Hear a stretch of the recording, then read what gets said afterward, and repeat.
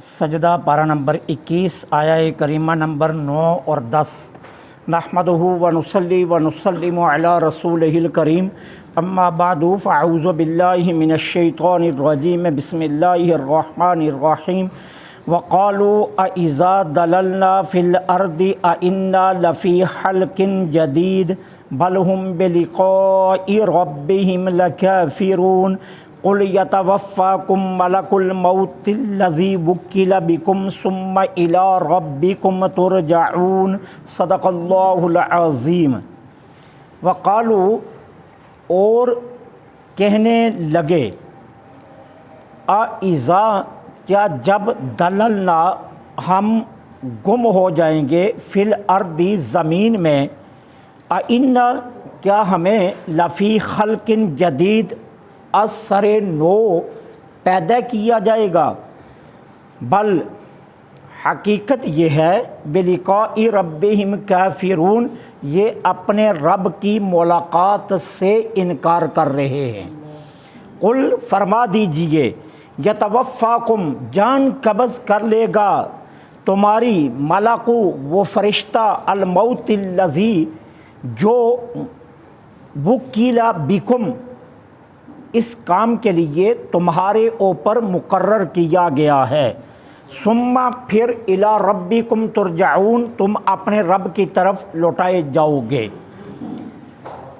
کفار قیامت کے متعلق جس شبے میں مبتلا تھے، پہلے اس شبے کو بیان کیا جا رہا ہے اور پھر اس کا رد بھی اسی آیہ میں آئے گا۔ کفار کا شبہ کیا تھا قیامت کے متعلق؟ وہ یہ کہتے تھے کہ جب ہم خاک میں مل کر خاک ہو جائیں گے اور ہوائیں ہماری خاک کے ذروں کو زمین کی وسعتوں میں منتشر کر دیں گی، تو پھر یہ کیسے ممکن ہے کہ صدیاں بیت جانے کے بعد ہماری خاک کے ذروں کو یکجا کیا جائے گا اور یکجا کر کے پھر ان میں اثر نو جان ڈال دی جائے گی؟ یہ ان کا شبہ تھا۔ اچھا، پھر کیا کہتے تھے؟ کہتے تھے پہلی بات تو یہ ناممکن ہے کہ ذروں کو اکٹھا کیا جائے، اور اگر بالفرض ذروں کا پتہ لگا بھی لیا جائے تو پھر ان میں اثر نو جان ڈالنا یہ ممکن نہیں ہے۔ جو دین ناقابل فہم باتوں کی تبلیغ کرتا ہو اور انہیں تسلیم کرنے کی دعوت دیتا ہو، بھلا ہم اس دین پر ایمان کیسے لا سکتے ہیں؟ یہ قیامت کے متعلق ان کا شبہ تھا۔ اب ان کی اس حجت کو اتنے خوبصورت انداز میں رد کیا جا رہا ہے۔ اللہ جل سبحانہ و تعالیٰ فرماتے ہیں، یاوا گوئی کا سہارا کیوں لیتے ہو؟ یہ بک بک کے پیچھے کیوں چھپتے ہو؟ یہ تم باطل باتیں کر کے اپنے دل کو تسلی کیوں دیتے ہو؟ کھل کر صاف صاف کیوں نہیں کہہ دیتے کہ تم اپنے رب کی ملاقات کے منکر ہو؟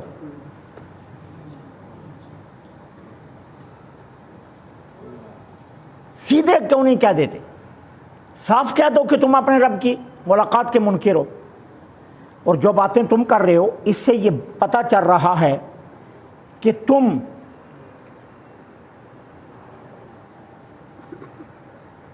اس بات کے صاف انکار کر رہے ہو کہ تمہارا رب ذروں کو اکٹھا نہیں کر سکتا،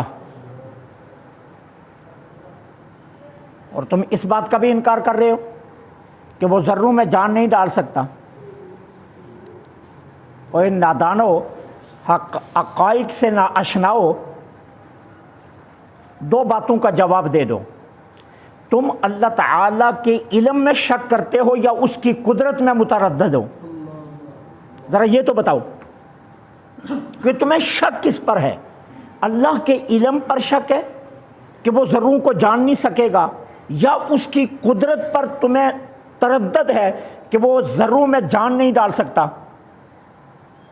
ہائے ہائے، کتنے افسوس کی بات ہے، جس کے علم اور جس کی قدرت کی آیات بینات تم پڑھ رہے ہو اور اس کے بعد بھی انکار کر رہے ہو۔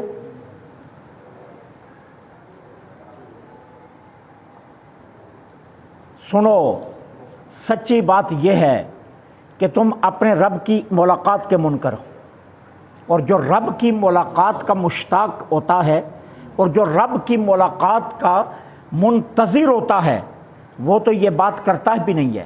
وہ کہتا ہے مجھے صدیاں کیا ہزاروں برس بھی بیت جائیں، میرے ذرے بھی جہاں ہوں گے وہ میرے ذرے بھی اٹھ کر رب کی ملاقات کے لیے بھاگے ہوئے آئیں گے۔ دنیا کا عاشق یہ کہے کہ میرا دل چیر کر دیکھو تو میری محبوبہ تمہارا نام لکھا ہوگا، دنیا کا عاشق یہ کہے کہ مرنے کے بعد میرے کفن سے بھی تیرے لیے دعائیں نکلیں گی، دنیا کا عاشق یہ کہے کہ میری قبر پر تم جب آؤ گی میری روح تڑپے گی، ارے جو رب سے ملاقات کی محبت رکھتا ہو اس کا عالم کیا ہوگا؟ تم یہ بات کرتے ہو۔ سچی بات یہ ہے کہ یہ جو تم بکواس کرتے ہو نا، یہ جو حجتیں پکڑتے ہو، یہ تمہاری یاوہ گوئی ہے۔ سچی بات یہ ہے کہ تم اپنے رب کی ملاقات کے منکر ہو۔ سنو، جتنا جی چاہتا ہے انکار کر لو۔ قل، فرما دیجئے، یتوفاکم ملک الموت، ملک الموت تمہاری جان کو قبض کرے گا، جس کو ہم نے اس کام پر لگا دیا۔ وہ ایک ہی فرشتہ ہے جس کا نام اسرائیل ہے۔ اسرائیل کا معنی ہے اللہ کا بندہ، اس لفظ کا معنی ہے اللہ کا بندہ، لفظ اسرائیل کا۔ وہ ایک فرشتہ ہے جس کا نام ہے اسرائیل، جو اس کام پر مقرر ہے۔ اب ذرا یہیں سے تم حقیقت کو سمجھ لینا کہ تمہاری ساری حقیقت کھل کر آ جائے گی۔ ہر مومن و کافر کی جان اسرائیل ہی قبض کریں گے، کوئی اور قبض نہیں کرے گا۔ کوئی مومن ہے تب بھی تو کوئی کافر ہے تو تب بھی، لیکن فرق کہاں سے واضح ہوگا؟ جب وہ کسی کافر کی جان کو قبض کرنے کے لیے آئیں گے تو ان کی شکل ڈراؤنی ہوگی، رویہ سخت ہوگا، لہجے میں سختی ہوگی، اور جب کسی مومن کی جان قبض کرنے کے لیے آئیں گے حسن و جمال کا پیکر بن کر آئیں گے۔ لہجے میں نرمی ہوگی، لہجے میں شفقت ہوگی، لہجے میں محبت ہوگی۔ اور پھر دیکھیے حضرت امام جعفر صادق اپنے والد سے روایت کرتے ہیں، کیا کہتے ہیں؟ فرماتے ہیں امام محمد باقر سے، کہتے ہیں کہ میرے والد فرماتے ہیں کہ رسول اللہ صلی اللہ علیہ وسلم ایک انصاری صحابی کی عیادت کے لیے گئے تو دیکھا تو اس کے سرہانے مالک الموت کھڑے تھے۔ آقا کریم نے مالک الموت کو مخاطب کر کے فرمایا ارفق براسی فإنہ مومن، اسرائیل اس کے ساتھ شفقت اور نرمی سے پیش آنا، یہ بندہ مومن ہے، یہ میرا صحابی مومن ہے۔ وہ انصاری صحابی ہیں حضور جن کی عیادت کے لیے گئے، اور مالک الموت ان کے سرہانے جان لینے کے لیے کھڑے تھے، تو میرے آقا نے مالک الموت کو دیکھ کر فرمایا ارفق بصاحبی فإنہ مومن، کہ میرے اس صحابی سے شفقت اور محبت سے پیش آنا کیونکہ یہ مومن ہے۔ اب مالک الموت کا جواب سنیے، کتنا خوبصورت جواب ہے، ایمان والو تمہارے جگر تک ٹھنڈک جائے گی۔ مالک الموت جواب کیا دیتے ہیں؟ کہتے ہیں کیا؟ طب نفسا وقری عینا فإنی لکل مؤمن رفیق، حضور آپ خوش ہو جائیے، آپ کی آنکھیں ٹھنڈی ہو جائیں، حضور آپ کے دل تک ٹھنڈک جائے۔ کیوں؟ اللہ نے مجھے حکم دے رکھا ہے جس نے آپ کا کلمہ پڑھا ہے میں اس سے شفقت سے پیش آؤں۔ رب نے پہلے سے مجھے حکم دے رکھا ہے، آپ کو کہنے کی ضرورت نہیں ہے، رب نے مجھے حکم دے رکھا ہے کہ جو میرے محبوب کا غلام ہے، جو میرے محبوب کا کلمہ پڑھتا ہے، جب اس کی جان لینے جانا تو خیال کرنا، شفقت سے پیش آنا، اسے تکلیف ہونے سے کہیں میرے محبوب کو تکلیف نہ ہو جائے۔ تو فرمایا طب نفسا وقری عینا فإنی لکل مؤمن رفیق، کہ مجھے یہ حکم پہلے سے دے دیا گیا ہے کہ میں ہر مومن سے شفقت اور محبت سے پیش آؤں۔ حضور میں ہر مومن کے لیے شفقت رکھتا ہوں، یہ تو پیسے بھی آپ کا صحابی ہے، یہ تو آپ کا غلام ہے، اس سے میں کیسے سختی کر سکتا ہوں؟ حضور آپ کے حکم کی تعمیل ہوگی۔